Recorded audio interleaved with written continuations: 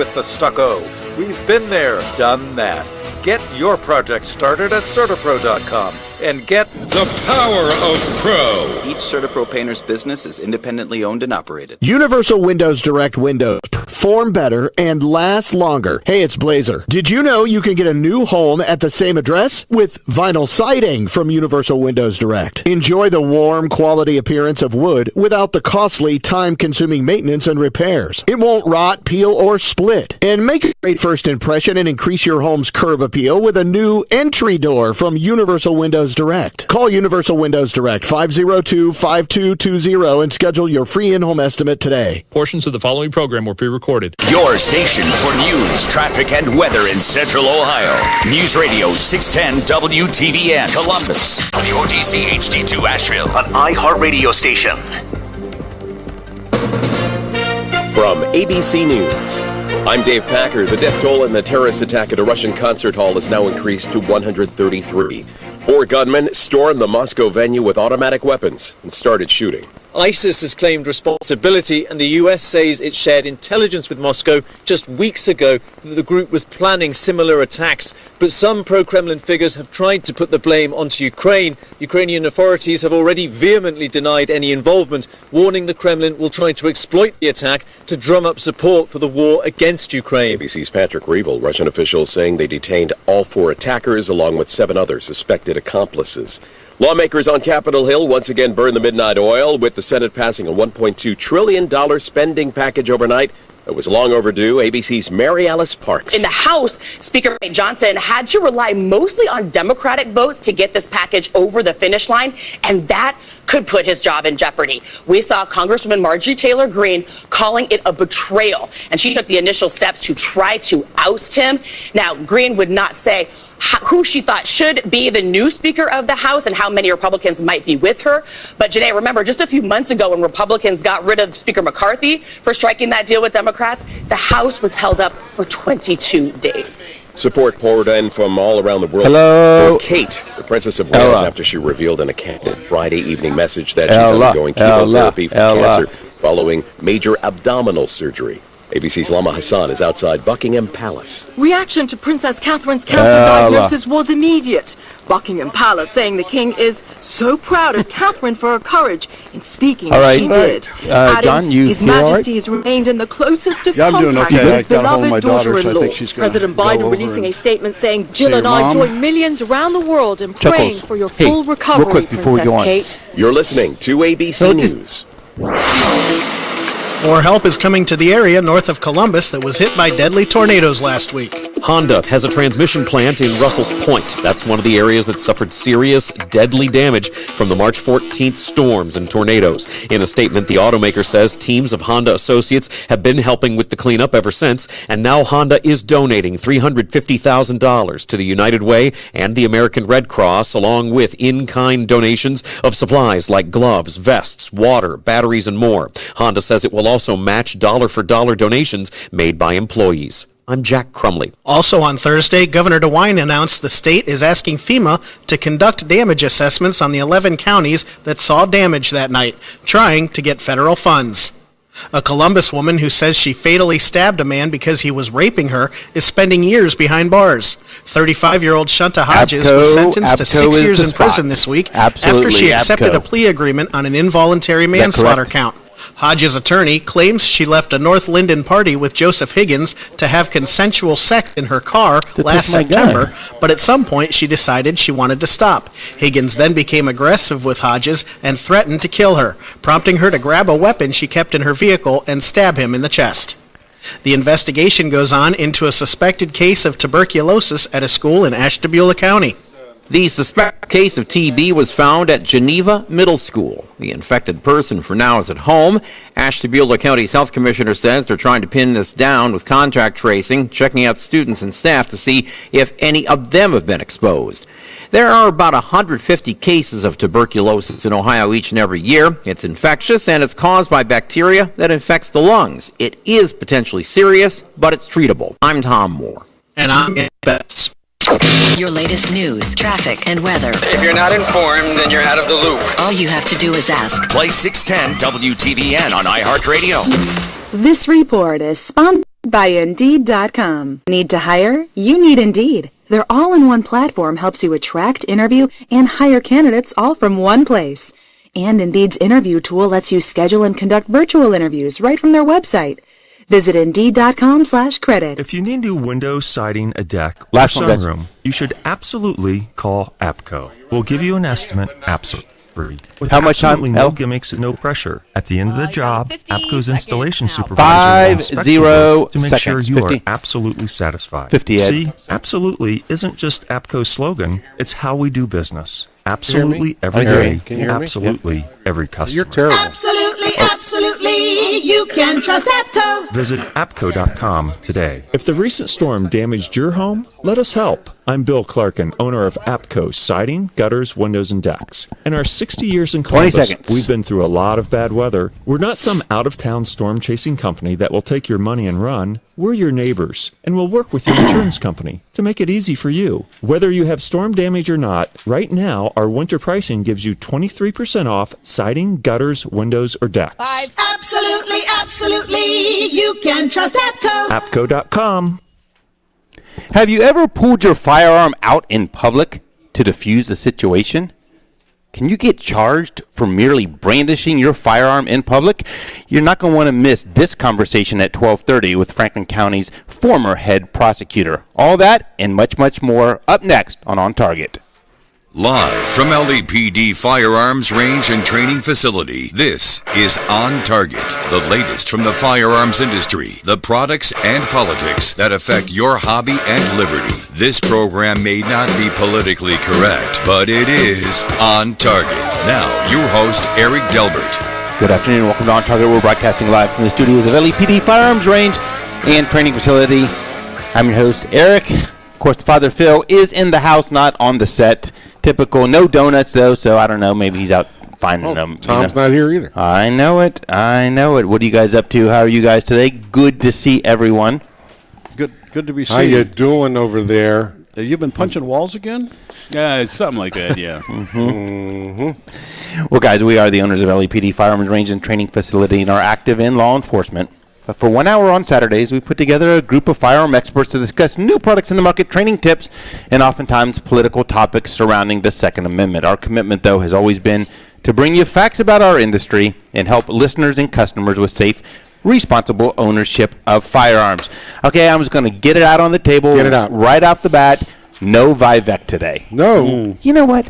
So they called this week, and apparently he has to go fly out to have some meeting with Ronald Trump or Donald Trump or something. I don't know. Somebody But you know what? We get ditched.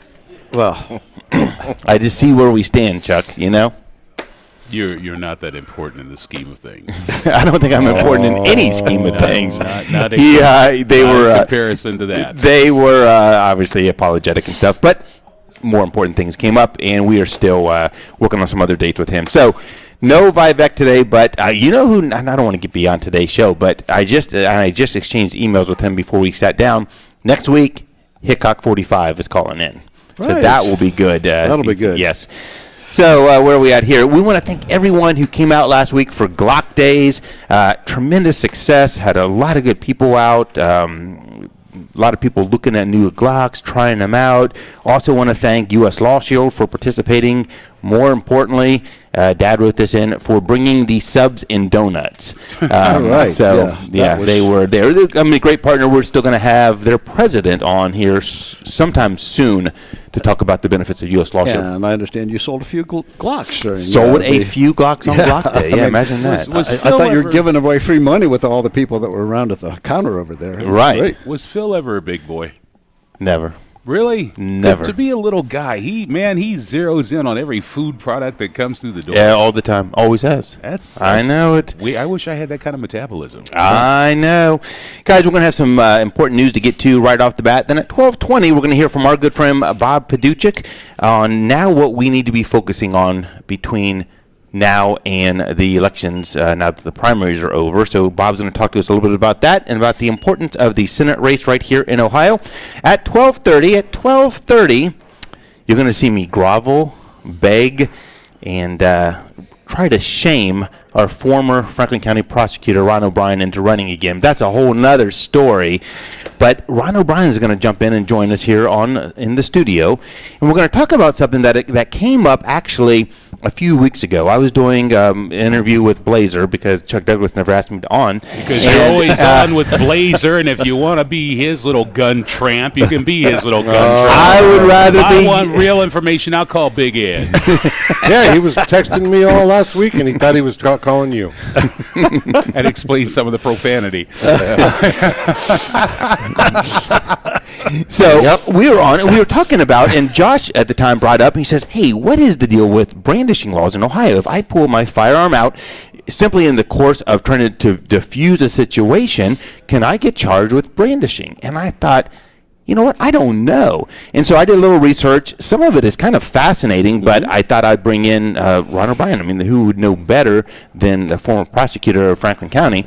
And so he's going to sit with us at 12:30, talk a little bit about that, what you have to watch for, and what you have to think about if you're going to pull your firearm out in public.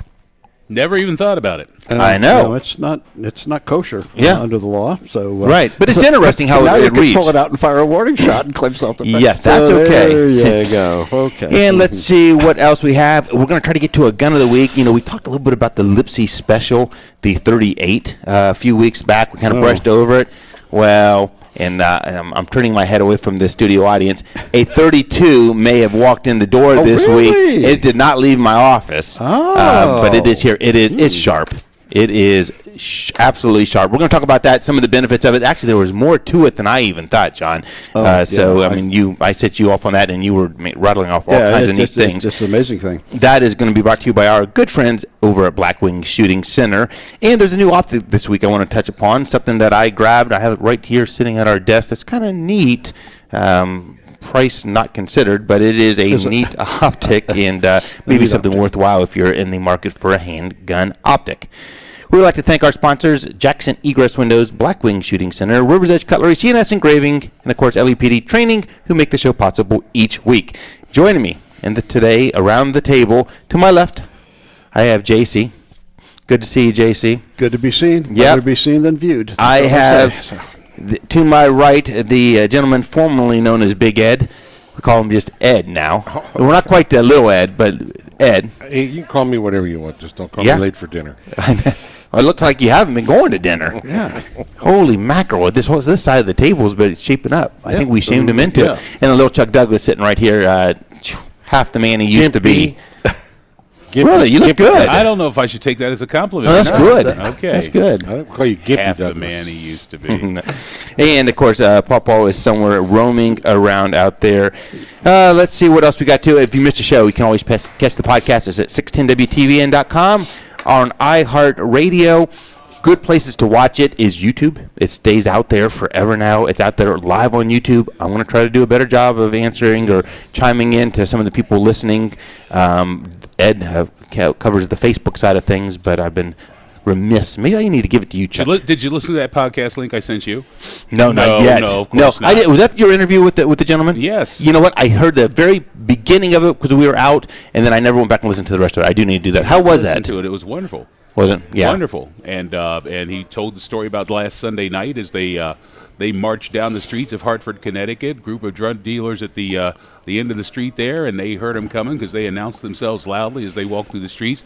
And he said they just scattered, no problems, really, no issues. What did they actually chant as they were walking? Just armed citizen, something along those lines. Armed citizens patrolling the neighborhood or something like that. I thought it would be brothers with guns. No. No, because there's sisters out there too. And okay. Well, there's a few white folks intermingled in there, but we are family with guns. Yeah, we could sister sledge. That'd be cool. Chuck, in all honesty, how do you go if someone wants to go hear that interview? Because it is certainly worthwhile. This is the gentleman in Connecticut who said enough is enough. We're legal citizens. We're gonna take up arms and we're going to take back our streets, basically, right? Yeah, you can go to just iHeartMedia.com, iHeartRadio.com, and put in Chuck Douglas, and I think it's the top of the list. Cornell Lewis is his name. Yeah, definitely worth a listen to. JC, let's get to some news. There's one that has me fired up. I know your Glock story here is just. Yeah, well, this is and there's kind of like more to the story than first met the eye too. But Chicago has now just this week has sued Glock over the ease in which their guns can be turned into machine guns. So with that Glock's switch that we've talked so much about. So they allege that the manufacturer, the Glock, was facilitating the proliferation of illegal machine guns. If you watch this on the video, it's pretty amazing. They end up shooting about 33 rounds in 3.1 seconds on the video. It just it turns them into machine guns. Manufacturing and selling semi-automatic pistols that can be converted to illegal machine guns with this auto sear, which we talked about this before. I mean, they claim that you can buy as little as $20 online. Just possessing one under the federal law is the same thing as owning the home machine gun. So possessing part that converts it into full. So you can buy them for $20.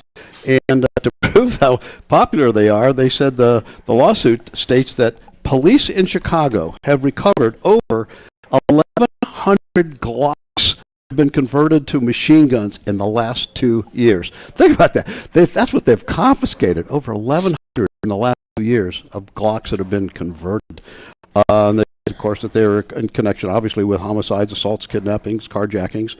And the lawsuit alleges that Glock knows it can fix the problem, so you see a court order requiring the company to stop selling guns to people in Chicago.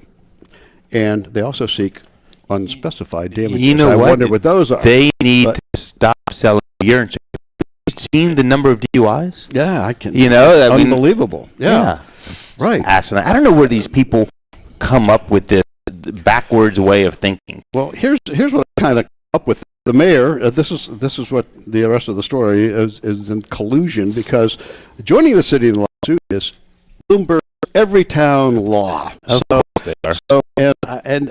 And how does this come about? Well, according to the NSF, Laurie Keene, who spoke actually on Bearing Arms with Kim this week, I think. Anyway, that he says that basically that the head of Everytown, who's been bragging online, twittering about, hey, this lawsuit that they just got in, if it was theirs and not Chicago's, but they've been saying that they have a connection with the House Office of Gun Violence, the White House Office of Gun Violence Prevention, headed by our esteemed Vice President Kamala Harris.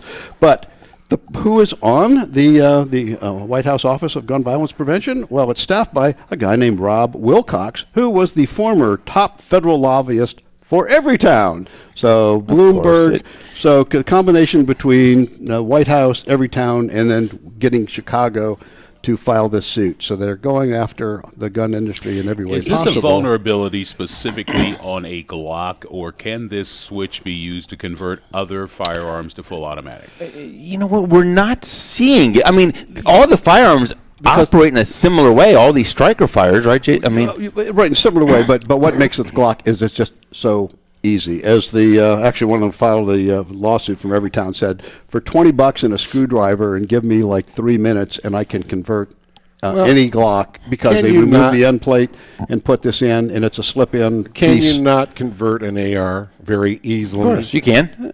I don't know how easily, but it's not as much as somebody with a screwdriver and $20 doing it. I think it's just the popularity. Glock is very, very popular. And people don't carry around ARs. You don't see that. No, but I know there was a single crime that was committed within in 2 years now or something. But Glocks. I recall there being an article a while back about the AR being converted fully automatic, very, very easily done if you know the operation of the gun. Obviously, and all you have to do is be able to hold down that sear, and if you can depress that, and then it just makes it, as long as once you pull the trigger, it just will fire until you let it go. I think the thing that fires me up the most, and I stand to be corrected if I am not saying this correctly, but I would love to hear from Franklin County prosecutors. Any of them, call in. Why for 2 years? We can get behind nailing the people who have these. If you are caught with a Glock switch making a full auto gun, send them away. Right. We're not for it. It's not a Second Amendment thing. Send them away. But for 2 years, Franklin County didn't charge anyone when they were catching them with it. Including the kid that discharged 18 rounds at a high school football game, but he wasn't charged because no one was hit. Tell me I'm wrong. Somebody call in and say, Eric, you got it wrong. We actually charge these people, because it is not the case. That is ridiculous. That's what infuriates me. Which, I mean, this is big time thing. But what we found out, and you called when you at the ATF said, well, hey, they're juveniles. The federal government does not prosecute juveniles. Let me tell you about juveniles. There's 3 right now in Houston, Texas, that I think they finally caught them for robbing a Wells Fargo bank. Houston, Texas. 7 years old. Armed, by the way. No, not that young. 11, 12, and 16. I thought there was a 7-year-old involved in that. Might have been the driver. But this notion that kids shouldn't be punished because they are kids is exactly why we have an 11, 12, and 16-year-old now armed robbing a Wells Fargo in Houston, Texas. No penalty to be paid. It just continues. Well, released to mom, Probably. I mean, why didn't you get the money? I mean, yeah, right. So, I mean, we talked about it a couple of weeks ago. There was a girl locally, Whetstone High School, one of those, or Centennial, who goes in with a knife and is having a spat with some other girl in the neighborhood. Goes in, where's she at? I'm going to kill her. She's walking up down the halls. They put the whole school on lockdown. Yada yada. CPD gets there, tackle the girl. The girl's fighting with them. Knife goes flying. All this stuff, right? And the Franklin County system would not accept her down there because it didn't qualify. She didn't have enough points. Didn't have enough points, so they called Mama to come get it. That is utterly ridiculous. And until they fix that, don't ever come to me with this BS bans on magazines and all kinds of other crap. Amen. There's a lot of crap. There's a lot of crap. All right, and you were right. 11, 12, and 16 on the 3 young bank robbers. JC, you got time? You got about a minute here for another one that you can throw in there. Okay. Well, this other one's a little bit. I'll do a simpler one because number one, this is good news for veterans, and this is a Biden slip up. I'm certain he didn't read the 2,000-page whatever the big $1 billion spending bill was that got approved, but the veterans' Second Amendment protections were included in the spending bill. So what was happening is, for all the veterans, I mean, there are 6 million veterans in the United States, a little over that. If you had anyone going to the VA that was helping you fill out any of your financial stuff, I don't care if you injured your hand, you couldn't do it, but if somebody else's name was on there that helped you fill out your stuff, which is legal to do, but they had this clerks were told to put their names in, and they went on to the NICS list as not being able to purchase a firearm to veterans. I mean, obviously they don't want veterans to have guns because they're the ones who know how to use them. So what the left is doing, any which way that they can. So they put this in there, and this has been going on for a while until it reached up some of the senators are finding out people, hey, you can't own a gun anymore, can't buy a gun. Why? Well, someone else signed a signature on your financial stuff for you. So anyway, what has done in this spending bill now, it's going to put an end to that practice, and you're going to have a judicial proceeding before your name would be added to that list. When Grassley looked at it, that's a senator from Iowa, when he looked at it, he just said, wait a minute, about 99% of the people on the list are veterans who had somebody else help them with fiduciary. So, but it was clerks that were making that decision and putting you on the list. So that has now been changed. So that's a good. That's a good thing. It has to be an oversight, like we said. Guys, let's jump to a break. When we come back on the other side, we're going to talk to our good friend, a strategist for the conservative movement, Bob Paduchik, is going to be on with us, talking about the Senate race in Ohio and moving forward from the primaries. We're on TargetTalk broadcasting live from the studios of LAPD Firearms Range. We'll be back after the break. With which every one of you fine ladies want to do the weather? With blunder, there's some and blooper. Wind thing in there this time. The election train continues its course towards November. Look it up on your little phone. 37 on the way. We're keeping on track with the latest. I don't think he's too old. I just think he's too stupid. The Biden inflation and Bidenomics. I mean, look at the country. The state of dementia. It's such a joke. On your election headquarters, News Radio 610, WTVN. Have you heard Winning Retirement Radio with Greg, Kristen Taylor? Tax rates, I really believe, are going to be the downfall of a lot of retirements because we thought we were going to have this much money to spend. And Uncle Sim says, wait a minute, a lot of that money really belongs to me, so now I'm going to start collecting. Are you prepared for that? Hello.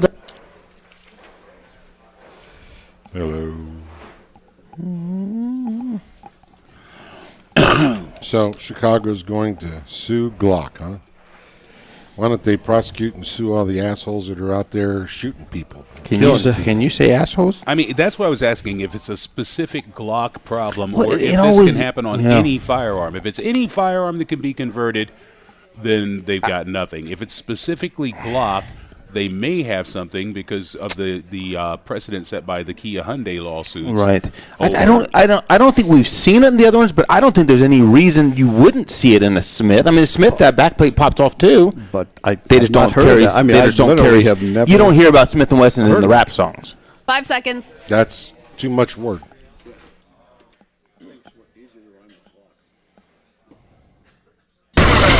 Your ABC first warning weather. Today, morning clouds, evening sun, winds north 15 to 20 miles per hour, gusting to 30 miles per hour and a high of 42. Tonight, decrease of clouds 26. Sunday, mostly sunny skies with a high of 51. Back in the 60s on Monday. It's currently 37 on your severe news weather station, Radio 610 WTVN. Columbus's news is on. News Radio 610 WTVN. No more Mr. Nice Guy. My show opener, man. Thank you, Ella. I needed that. Woke Chuck Douglas up. Yes, it did. Woke him up. It's like the emergency broadcast system tone, man. I hear it and I come to life.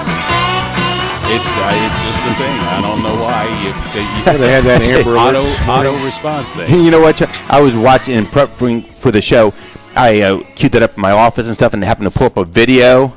Oh, my word. Watch the live video of that sometime. Of Alice Cooper? Yeah. Oh, kind of throws you back a little bit. Awesome. Welcome back to On Target. I'm your host, Eric, joined today in the LEPD studios. I got Big Ed, Little Chuck, and JC sitting around the table. I don't want to, without further ado, I want to go to our good friend Bob Paduchik, who's been on the line for a second. Bob, are you there? Bob, Eric. Yes, sir. How are you? I'm doing pretty well. I got a kind of a fuzzy connection. Can you hear me okay? Yeah, we can hear you good. Clear. Loud and clear. Okay, good. Yep. Good, that's great. So, hey, we wanted to circle around with you here because primaries were this week. We're setting the stage going forward. Tell us a little bit about what we need to do now as concerned citizens going into November, both locally at the Senate race, at the presidential level. What's the pulse? Yeah, well, first let me address one thing I thought that was pretty indicative of of how the Republican primary voters look at things. President Trump's endorsement was a huge boost to Bernie Moreno, but also was a boost to congressional candidates that he endorsed. In particular, Derek Merrin up in Ohio, 9 there to Toledo. We have a good shot at picking up that Toledo seat from Marcy Kaptur, who is a really big anti-gunner. And then also, as you mentioned, the U.S. Senate race, Sherrod Brown. I mean, the guy's practically a Bolshevik on all the important issues. I know come around election time, he tries to portray himself as kind of the working man's friend and everything. But we know better from his record. I think the point here is that as you go into a general election, it's important to stay focused and stay energized. Here in Ohio, that should be a lot easier than other states in the sense that it's such a Trump-friendly state here. A lot of excitement on getting the president back into the White House, and that's going to be helpful not only to our U.S. Senate candidate Bernie Moreno, but also other candidates up and down the ticket. And Bob, we talked, and you and I had talked throughout the week and everything. Bernie, one of the concerns we had was on his supporting the Second Amendment. It was just how it was. I mean, there was a video that came out and everything, and now he is our candidate. We need to get behind him and support him. I've talked to him numerous times. I know you've been in touch with him. He has said the right things publicly, and now as voters and as citizens, we just need to hold him to that. And if he does, then great. Let's go. Let's set our sights on Sherrod and move forward. Yeah, absolutely. So, Eric, I've been doing this a long time, and when people run for office, sometimes they're exposed to important issues that they haven't thought much about or haven't learned much about, in their previous life, whether they were a successful businessman or whatever they were doing. When you run for office, you meet with people, you talk with people, you learn from constituents.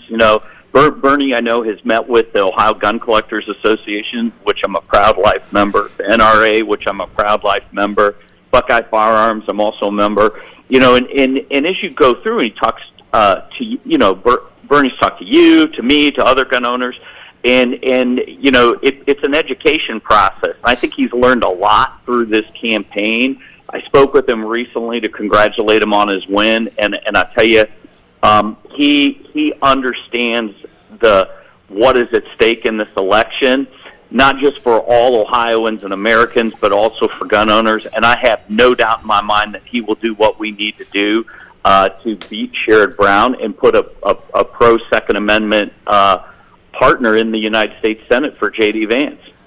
Yeah. No, it was good to see him at the OGCA show. So, I know there's a lot of folks there that really had a lot of questions because of his previous comments. Right. So I'm hoping he saw the light and is seeing the light. So, because we want to put our faith behind him, but there were a lot of folks there that actually were really questioning him. And now, I mean, he said it on this show. He said it in personal conversations. He said it out there many times.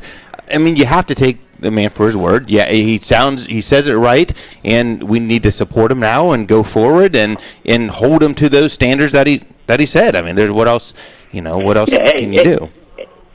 Absolutely. Look, I think that he's made clear where his position is today and going forward, which is what matters. But I also think that it's fair to look at the choice here. Sherrod Brown has done everything possibly he can to curtail our Second Amendment rights and stuff. And I think it's really important that we get a pro Second Amendment voice in there. That's what the election's about. Is making sure that we get people that represent the things that are important and the values that we share in there, and I'm confident that Bernie will defend our Second Amendment rights. Wonderful. Well, always good catching up with you, Mr. Paduchik. I know you are going to be a big part of this election season. And can I be on the bloodbath planning committee? I'd like to get in there on. I want to get in on that. Yeah. I tell you what, these guys, I think, don't learn, Chuck, that they can say these crazy things and try to spin it into something it's not. But the voters are just too smart for them. I know. Yeah. What else do they have to show? Did he just say Nancy Pelosi is not all they can do is wait a minute, Nancy Pelosi is not a voter? Is that what you just said?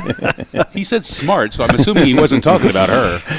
Guys, we got to jump to the bottom of the hour. But, Bob, thank you so much for calling in. We'll catch up soon. And when you talk to the boss, tell him we said hey. Will do, guys, and it was great to be on with you, and it was even better to be in the store. Eric, I never get out of there without buying something. And we like that. Mr. Bob Paduchik. Guys, we want to jump to the bottom of the hour news. When we come back from the other side, we have former Franklin County Prosecutor Ryan O'Brien sitting with us. We're OnTarget, broadcasting live from the studios of LAPD Firearms Range. We'll be back right after the news. It's a bird. It's a plane. It's the Ohio Lottery's Powerball jackpot. There he is. Rocketing skyward. All the way to $750 million. Really like to see you back in your old office. Winning that sure would be super. What are you waiting for? Get your Powerball ticket today. And remember, Ryan, we're not talking about brandishing today. This was all of us sitting here begging for 20 minutes. Pick up a few of the newest Please, Ron.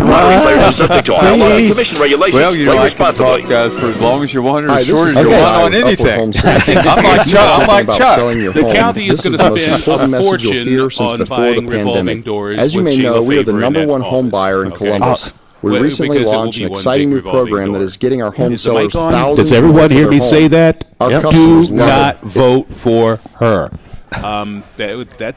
She's already said like Obama's fundamentally transform America. She's already made statements that say her leniency as a prosecutor is just going to be extraordinary. We will all be standing around with our mouths hanging open, wondering what the hell happened to our hometown. It's not going to be any different than what it is now. Wait till the Soros money starts rolling in or something. I mean, he seems to want to buy every prosecuting attorney in the Just live on Facebook. In the country. We're not over WTV in there. We're on Facebook and YouTube. So it's still out there. People can listen on the side. So, but you don't have to watch your language. You can say whatever the hell you want, Ron. Say booger. No. Well, I appreciate the invitation to be here today. My good friend Eric. I don't see Phil. Where is Phil Delbert? He was here. You never know. Yeah. Sometimes he's here. He's like that. Did you see that new? Well, even though he looks a lot older than me, he and I graduated from DeSales together. I know. He's like, did you guys see that thing the Chinese released this week? That invisible thing. It's a sheet. Google it sometime. It was scary. Glenn Beck was talking about it this week. It was a sheet that I don't know what technology it was, but they put it in front of the guy, and then it absorbed the background and it looked like you couldn't see the guy. Have you seen that? Nano mirror stuff. Yeah, they've been working on that with jet fighters for a couple of years. Basically, it's stealth technology that makes them look like they're not. You hear them, but you don't see anything in the sky. So where I was going with that, Paul's standing right out here. You just don't see him. Oh. I'm teasing you. He's probably out driving his new truck. I could see him with the bandages around his head, the cigarette hanging out. Yes, I'm here. I'm the invisible Pawpaw. Don't egg him on. So let's see what we got here. Got a lot of people watching on YouTube, which is good. You're everywhere. I don't know if it's not good. Not enough. I just noticed that Chuck has a bandage on his hand. Yes, that's just to make him look cool. Next week he'll have an eye patch. Remember Michael Jackson and the fingerless gloves? This is my way of being really, really hot to the audience. Yeah. You like that, babies? Only you, Chuck. Here we go. How much time there, L? 2 seconds. 10 seconds. 10 seconds. Get your Hello, final cussing Ella. out. How are you, Ella? Nice to hear your voice, Ella. She don't like you. No, she doesn't. Range training facility. This is On Target, the latest from the firearms industry, the products and politics that affect your hobby and liberty. This program may not be politically correct, but it is On Target.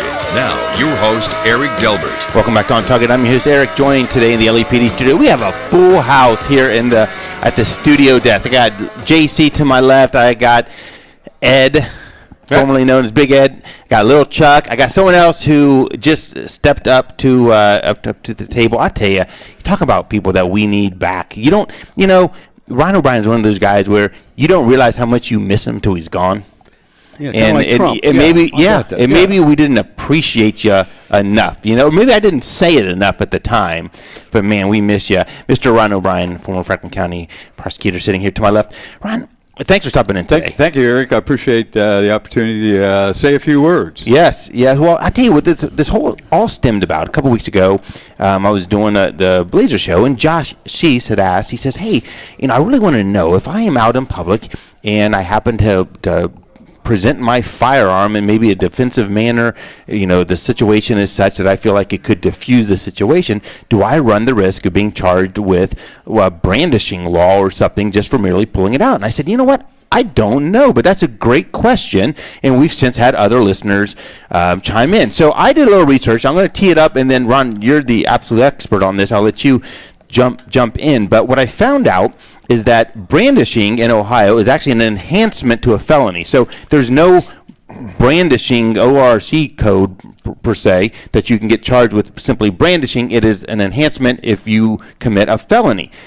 Where it gets a little fuzzy, and as Ron and I were talking before the show, aggravated menacing, which has the element of no person shall knowingly cause another to believe the offender will cause serious physical harm to a person, could be something you could be charged with. Mm-hmm. So that's why we brought in Ron here to talk about some of the ins and outs of that and what you have to think about. I mean, whether it be road rage or you're in a public situation and you decide to pull your firearm out. Yes, and I think that's exactly accurate. There is really no per se brandishing crime except in the charge of menacing. There's a recent amendment to the menacing statute that I think directed to protect law enforcement officers and children's service workers. There is a subsection of the menacing statute, which is a misdemeanor, that essentially says thou shalt not display, brandish, a weapon to a law enforcement officer or children's services worker, that's a misdemeanor. The aggravated menacing statute you mentioned before, and we have had cases, I think in road rage kind of incidents or other incidents where someone feels threatened and they have a weapon on them and they pull it out kind of to diffuse the situation, that the party who is opposite them has come forward and tried to file a menacing or an aggravated menacing charge, which, as you read the statute, essentially says that if you cause someone to believe you're going to cause them serious physical harm, that you're subject to a menacing charge.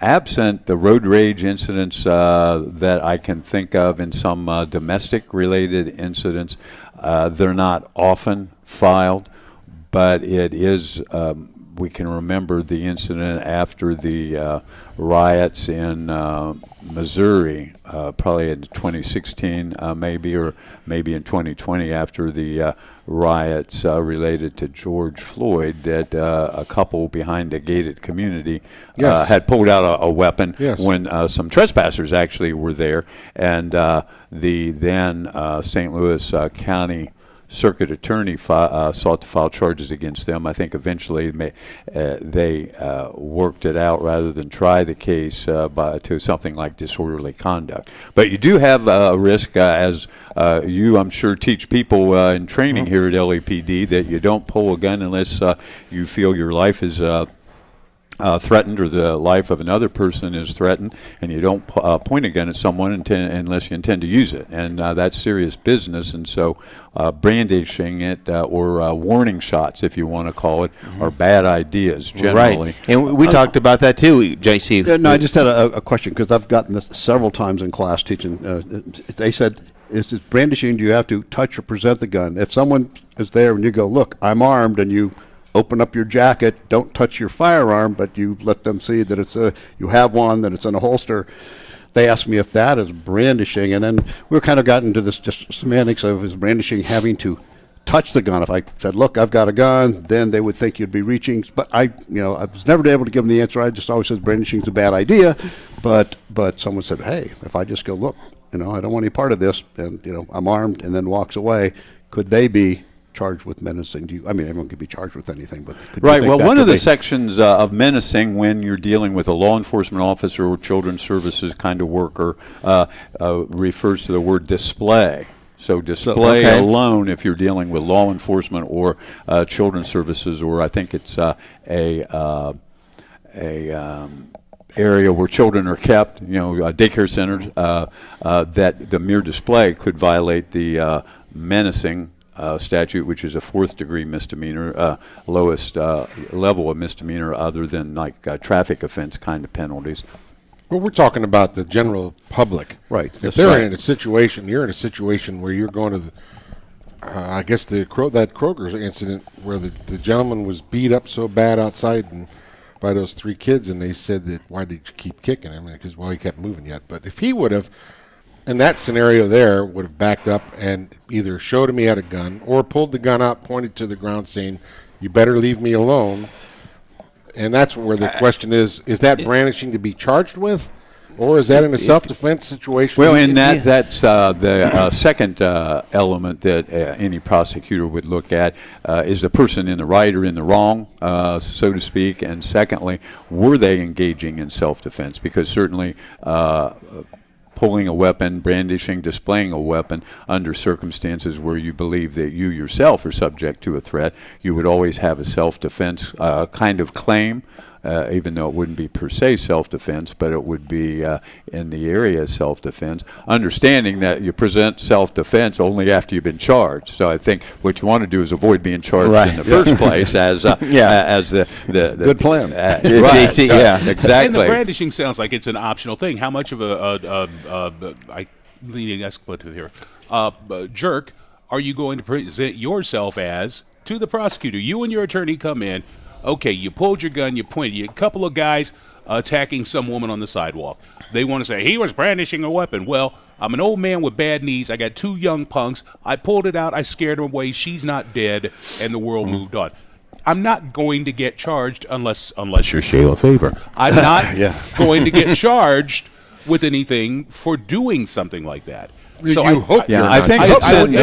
If you are, then the prosecutor is completely unreasonable and just hates you and hates guns. So that's the question we're trying to come up with to get answered here, and that's and I think the answer is exactly somewhat as Chuck said. If you're in the right and trying to do the good thing, pointing it is different. Brandishing, is maybe waving it around. If you point it at somebody, that's going to be viewed by the prosecutor as something more than display, something more than brandishing. But as was suggested, if you have a weapon in your belt and you open up your coat just to let the person see that you have a weapon, you don't pull it out, nothing like that. I don't think any prosecutor is going to call that a display or brandishing. And I think, I can't think of a valid circumstance out of a road rage where you're in your car and you hear these people pulling up and showing the other person they have a gun. That's pretty much good. A no-go all the time. Right. And not to connect the dots here, but even this trial we're going through now with a Franklin County deputy who saw somebody with a gun out pointing it at people. Come on. That is something that you just don't do. Right. And pointing a weapon will always be construed as brandishing, no matter what the circumstances are. The second area that you mentioned on a gun specification, if you commit a felony and in the course of the felony you either have the weapon or display, brandish, use the weapon, the court, if you're convicted, can tack on additional time. And that the purpose of that, probably going back to, I'm going to say 1996, has been to deter people using guns in serious felonies. And I have had burglars, actually, who at the time they're in court say, we never carry a gun because we don't want to get this gun spec. They admit to being a burglar, but they don't want that additional 3 years. Now, if you're an armed robber, sometimes you'll use a toy gun, or a pellet gun, so as not to pick up that 3-year gun spec. So it does serve its purpose with some of the thugs that they don't use guns, and that's the purpose for the gun spec, and they escalate up to a 9-year gun spec. I think if you have a automatic weapon that you use in a felony, drive-by shootings, it's a 6-year gun spec, and then you have a 1-year gun spec. So they are either 1, 3, 6, or 9-year gun specs, depending on how serious the legislature viewed the use of a firearm in the commission of a felony. Now, as a former prosecutor and looking at the world as it is today, do you think that's enough? Because I'm completely in favor of double. You armed rob a bank, it's double whatever robbing the bank is. Once that gun is, even if it's a toy gun, you imply a firearm is involved here, double the penalty, and then hold them to it. Put them in the cell for double the years. Well, I support that 100%. And in fact, back when Governor DeWine was the Attorney General, he formed a study group to make recommendations on the use of firearms in crimes. I was on that study group, and we did recommend exactly that in former Senator Jim Hughes, who lives, I know Eric knows Jim. Jim actually introduced a bill to do that, and Governor DeWine, then Attorney General, fully supported that. And I know on some of his proposals after the shooting over in Dayton, among the proposals that he presented included enhancement of the use of a firearm in the course of a serious felony, because at least the people who are committing these crimes, many of them shouldn't have a gun in the first place because they're under disability. They have a prior felony conviction. And so we need to cause those people who have felony convictions on their record to feel the same way as that burglar I talked about before, that if they are going to commit a crime, they aren't going to commit it with a firearm. And if they do, as Chuck says, double the time on them, and eventually it reaches a point where some of them, not all of them, because we know that criminals are not facing charges because they're the most intelligent among the population, but at the same time there are some of them like that, and if they decide to commit the crime with those felony on the record and carrying a gun, then we ought to double the time on them. And I'd be completely in favor of that. Guys, can you hang for a few minutes? Yeah, sure. Okay, let's jump to a quick break here. When we come back, I want to continue this discussion and talk about the local prosecutors, their I guess reluctance to add some of these. I mean, it's ultimately up to them, right? How hard they go, but it seems like the perception is right now, and maybe we're just in, maybe I don't know the full story, but the perception is like these aren't being used to the fullest, and we've seen some cases here. But let's jump to a break. When we come back from the other side, we'll talk about that a little bit more. We're on Target, broadcasting live from the studios of LAPD Firearms and Range. We'll be back right after the break. Sure. Your latest news. Well, you're going to have to increase the honorarium now if I. That brings up an ancillary question that I found kind of incredulous, which was, please correct me, I hope I'm wrong on this, that the Supreme Court made a decision, Ohio Supreme Court, that if the firearm does not fire, then you can't charge the person. Because we see officers coming in here that arrested someone, and I said, hey, what are you doing here? He goes, well, I got to test this gun. We took it off of someone. And I said, well, you're going to test it for ballistics? You're shooting it in. He goes, oh, no, if it fires, then it's a firearm. And if it doesn't, it's a real firearm, real gun, and it wouldn't go off, and therefore you could not charge the person with having a firearm. Well, you don't need a toy gun. You just take a firing pin out and go, oh, gee, here, and stick it in someone's face, and it's a real gun. Yeah, as a regular course, all firearms in that circumstance are tested for operability, because you get the 3-year gun spec if it's operable. You may be stuck with a 1-year gun spec if it's not operable. So you always want to show operability. Here you go, Edward. Hey, your first warning weather today. Morning clouds, evening sun, winds north 15 to 20 miles an hour, 30-mile-an-hour gust, high of 42 today. Tonight, decrease in clouds with a cold 26. Sunday, mostly sunny skies, 51. Back in the 60s on Monday. It's currently 37 on your severe weather station, News Radio 610 WTVN. News, traffic, weather, sports. News Radio 610 WTVN. Love that news. End up there, Chuck. Ohio weather, it's like the only thing that makes people look forward to Monday. 66 and sunshine on Monday. Yeah. The weekend, it's winter. That's right. Welcome back to On Target. I'm your host, Eric, joined today in the full studio. I got JC, I got former Franklin County Prosecutor Ron O'Brien. We haven't begged you yet for running again. And then I have little Chuck Douglas and Big Ed here with us. So when we went into break, we were talking a little bit about how the ability of prosecutors to decide if they're charging. I mean, just because a brandishing spec is out there doesn't mean they're going to do it if their philosophy possibly doesn't. It seems like in recent years, it just doesn't. The bad guys in Franklin County just seem to be getting a bye. Is it me? Is it perception? Is it the prosecutor's office? I mean, do you see that? I mean, you're obviously more in tune with that. Well, I think it is on the subject that we're talking about. It's almost in every case automatic that an indictment is returned when it's available with a gun specification or a firearms specification of any of the kind we've been talking about. The real question becomes is when it comes up to court, do you attempt a plea bargain and say, okay, you plead guilty to the robbery and I'll drop the gun spec, which again kind of frustrates the purpose of deterrence that we talked about, why it exists in the first place. I had a rule during the time I was prosecutor that anyone who was going to drop a gun spec had to get the approval of their floor leader. In the courthouse, there are multiple floors with 4 judges on each floor, and I had, and I don't know if they still do, but I had a floor leader, a senior kind of prosecutor assigned to each floor, who the other prosecutors handling cases on that floor had to seek counsel or advice from. And the rule I had was you don't drop a gun spec in general, and if you are, you need to get the floor leader approval. I can't say whether that policy still exists.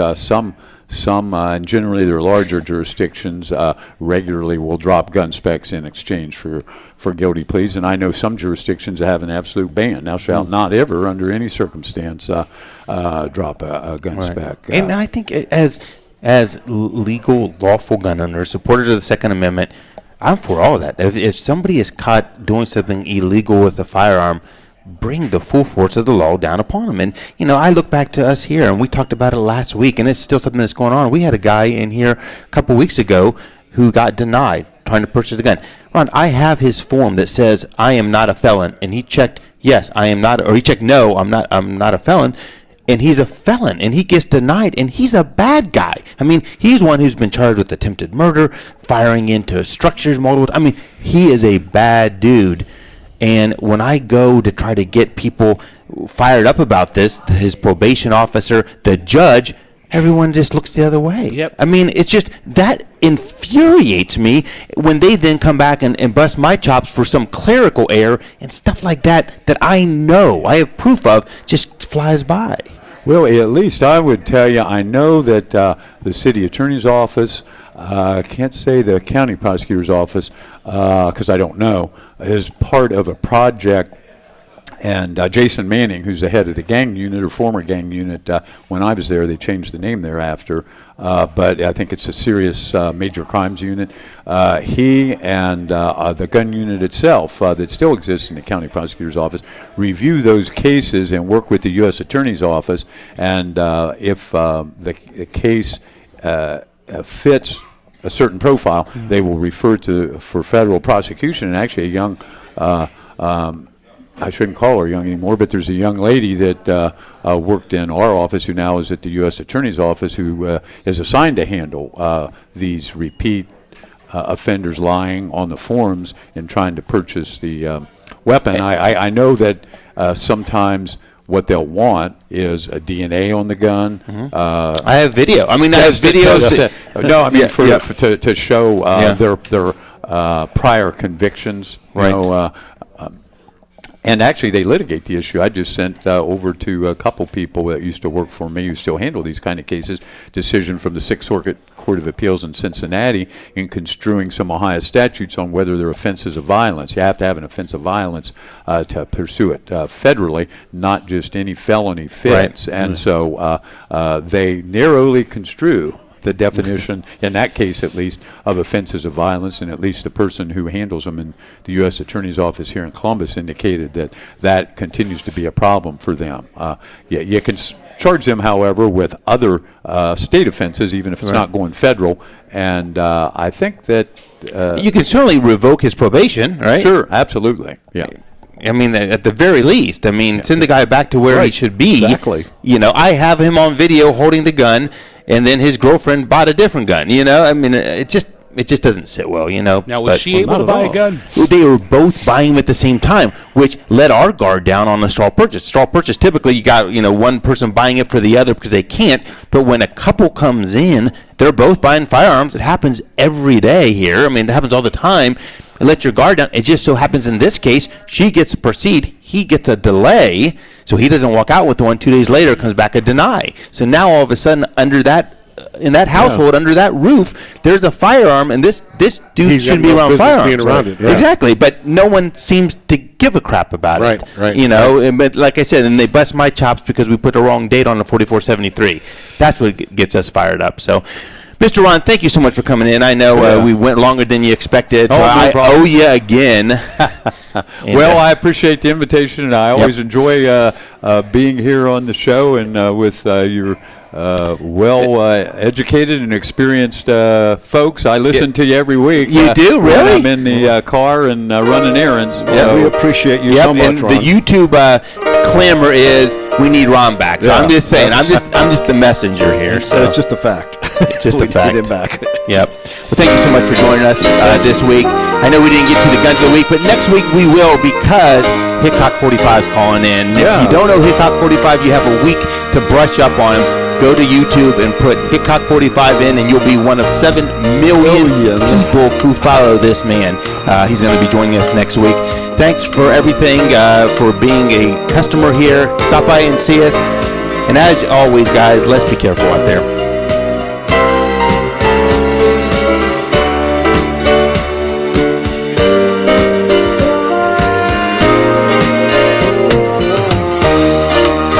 Listen on the free iHeartRadio app for all your music news News, talk, and sports radio. Podcasts, too. Download the app. Free never sounded so good. Between the daily demands of work, family needs, running a household, and more, you deserve some real relief at the end of the day. At the Original Mattress Factory, we have a wide variety of mattresses that are built to provide the ultimate in comfort and relief when you need it most. Mattresses that are hand-built locally using high-quality materials. Mattresses that are sold factory direct to offer you a great value. Mattresses that are designed to provide real relief to real people like you. Visit an Original Mattress Factory location today and get the rest you deserve tonight. It's a burr. All right, Elle, I'm ready when you are. Lottery's Powerball jackpot. Here we go. Rocketing skyward. This is Eric from OnTarget. This week, YouTube sensation Hickok45 will be on the show, and the Gun of the Week is sponsored by River's Edge Cutlery. Tune in right here Saturday at noon or live from LAPD Studios on Bethel Road. And remember, Ohio Lottery scratch Tune in tomorrow at noon or live from LAPD Studios on Bethel Road. Daily. So pick up a few of the newest games. Tune in today at noon or live from LAPD Studios on Bethel Road. Play responsibly. Did you know one of the best investments you can make? It's Thank in you. yourself. At My Computer Career, in just a few months, you could start your new career in the high-demand, recession-resistant field of information technology.